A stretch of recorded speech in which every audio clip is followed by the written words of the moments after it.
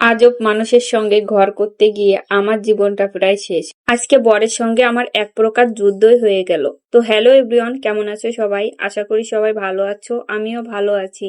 তো আমার নতুন একটা ভিডিওতে তোমাদের অনেক অনেক স্বাগত। আজকে হচ্ছে ফ্রাইডে, সকাল 6টার মতো এরকমই ঘুম থেকে উঠেছিলাম। ওঠার পরে বেলকনিতে যেয়ে কিছুক্ষণ বসেছিলাম, তো বাইরে এত পরিমাণে বৃষ্টি হচ্ছিল। বৃষ্টির ঠান্ডা ঠান্ডা হাওয়ায় বেলকনিতে বসে থাকতে থাকতে মনে হচ্ছিল যে চোখটা আবার লেগে গেল। তো তারপরে ভাবলাম যে আজকে যেহেতু শুক্রবার আরেকটু ঘুমিয়ে নেই, তারপরে বেডে যেয়ে শুয়ে পড়েছি। হঠাৎ করে দেখি 8টা বেজে গেছে। তড়িঘড়ি করে ঘুম থেকে উঠে সমস্ত কাজ করা শুরু করে দিয়েছি। রান্না করতে হবে দ্রুত, ছোট বাবুটা ওঠে, ও যখন খাবার পাবে না তখন নিজের কাছে অনেকটা খারাপ লাগবে। তার জন্যই হচ্ছে তাড়াহুড়ো করে রান্না বান্না কাজকর্ম করে নিচ্ছি, এই জন্য পরে আর ভিডিওতে তোমাদের দেখানো হয়নি। তো দেখো আমার সমস্ত কাজ করা কমপ্লিট হয়ে গেছে। তারপর দেখো আমি স্নান করে চলে এসেছি। তো স্নান করে এই যে বেলকনিতে এসেছি।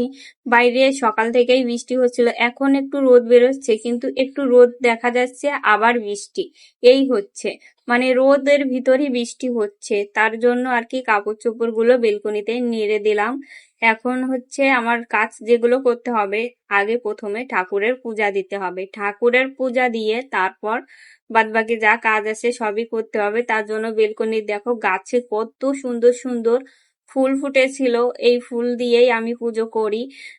ভালোই আমার এই গাছটায় প্রত্যেকদিন অনেকগুলো করে ফুল ফোটে। তো তো এখন বলি, আমার বরের সঙ্গে এক প্রকার ঝামেলা হয়ে গেল কি জন্য, সেটাই তোমাদের সঙ্গে শেয়ার করব।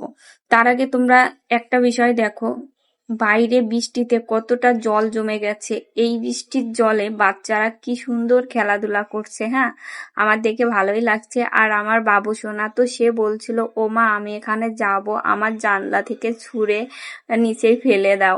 তো আমি বলছিলাম, তোমাকে নিচেই ফেলে দিলে তোমার হাড্ডিগুলো কি সব ঠিকঠাক থাকবে?